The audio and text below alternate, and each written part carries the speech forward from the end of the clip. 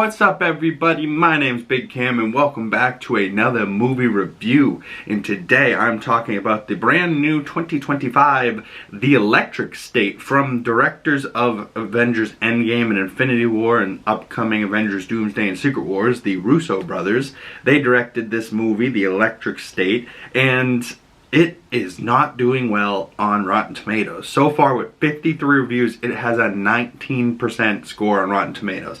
Now, with a score that low, I had to go see this it's weird because this is in theaters, but it's also on Netflix. So, like, when they do that, it's like, well, if it's going to be at home for free, why would I go and spend the money on a movie ticket to go see it? I mean, maybe you want to see it on a big screen, and movies are better in a theater. But, you know, a lot of people have big, you know, surround sound systems at home and big screen TVs at home now. So you can kind of create your own little theater in your house, you know? Like, I know in my room, I got a nice little setup. So, you know, I didn't necessarily mind not seeing it in a movie theater. But this cast is pretty insane. Just the cast alone in this movie: Millie Bobby Brown, Chris Pratt, Ke Huy Quan, Jason Alexander, Woody Norman is Millie Bobby Brown's like brother in the movie, and he's pretty good. Stanley Tucci, Woody Harrelson's in there. Anthony Mackie's Herman. I didn't even realize that was Anthony Mackie. That makes me like that character so much more. Oh my god! But Brian Cox is a voice of one of these robots. Jenny Slate, Hank Azaria, Coleman Domingo, Alan Tudyk. Oh my god, like, there's just so many people in this movie. And, you know, every time that I would hear a voice, like, all of a sudden, like, you know, it's kind of a spoiler, but not really. The Mr. Peanut robot is voiced by Woody Harrelson. Hilarious. Like, as soon as I was like, wait, is that Woody? That's hilarious. But, like, just on the cover here, you got Chris Pratt, obviously, with this terrible haircut, but it's kind of hilarious, the whole movie, like the faces he's making. Millie Bobby Brown, she's alright, you know, she's kind of like the heart of this movie. But the two robots, like the lemon head, if you would, the yellow Cosmo robot, he's unsettling at times. You just see like weird shots of him from straight on and you're like, dude, is this a horror movie? What is with this weird creepy robot? Where Herman, friggin' the robot with Chris Pratt's arm on him, that is apparently Anthony Mackie. I didn't even realize that was Anthony Mackie this whole time, but hilarious either way. And then they got people like Ke Huy Quan in there, friggin' Stanley Tucci, Giancarlo Esposito. Like, the cast in this alone, I think, is where the budget of this gets gargantuan, and then the budget for the visual effects. But, like, you know, 19%, like, that is an awful movie.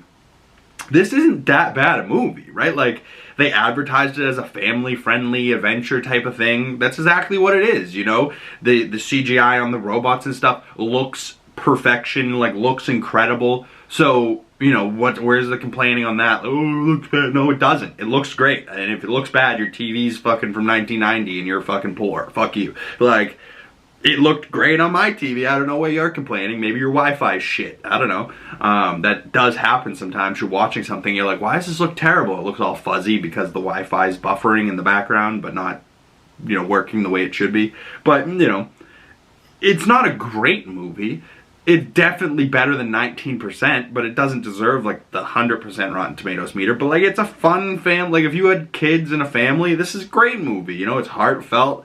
It's, you know, maybe it's little hard to get behind, but if you paying attention and you're not looking at your phone, sure, it's easy to, you know, understand what's going on. But, like, you know, not going to spoil everything that happens, but, you know, the basic premise of this was that it was 1990 and a war broke out between the humans and robots and machines, and that type of thing happened, and then it was a 2-year war, and then 2 years after that is where we pick up. So, like, this whole movie's, like, set in 94, but in this timeline where robots were versus humans, and there's, like, robots, like, humans made a treaty or something. Like, I honestly want to rewatch it just to get everything, like, again. But for a first time watch last night, I wasn't mad at this at all. You know, I just was wondering why critics hated this so much. And is it just because Endgame and Infinity War made $1 billion that they're like, anything the Russo brothers do is garbage?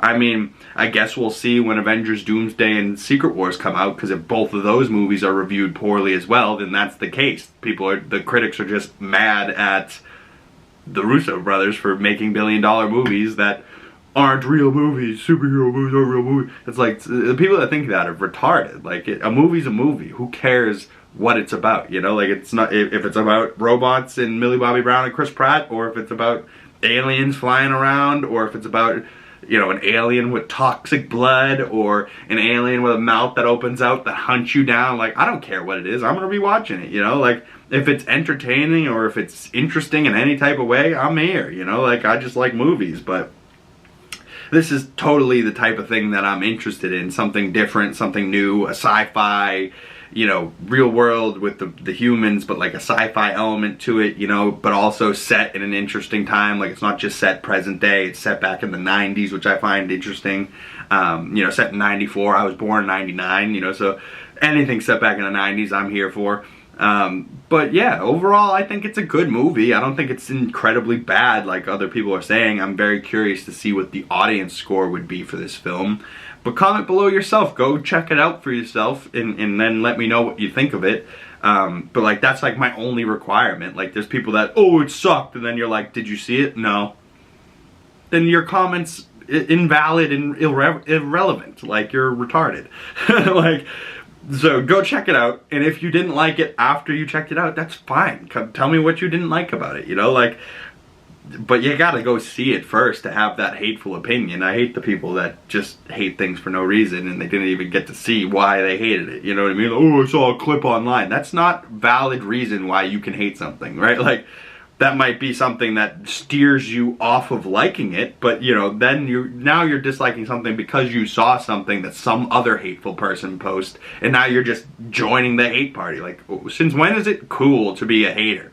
Like, it's not in my mind, you know? But overall, I gave this movie 3 out of 5 stars. It's about a 6 out of 10. If I had to give it a true 10 score, it's probably about anywhere from like a 6.5 to a 6.7 out of 10.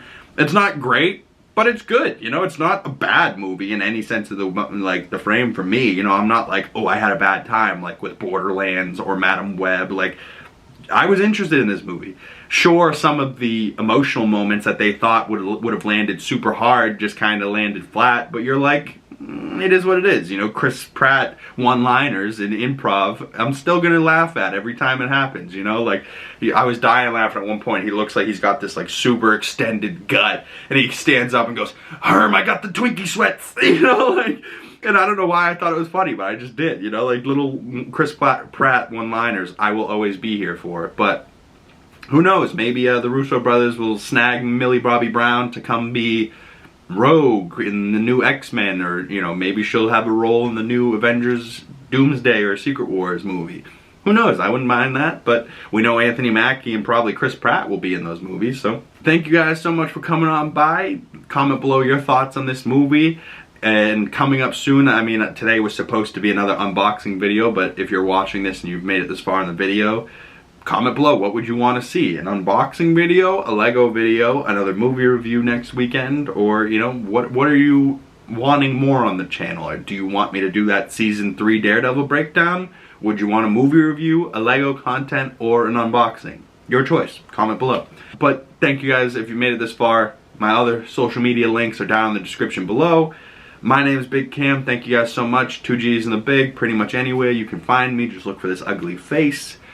If you'd like to support the channel, the best way to do that is by liking this video, subscribing if you're new, hitting that bell so you don't miss future videos, commenting down below, sharing this video with a friend really helps the video get out into the algorithm. I really appreciate everybody that does that.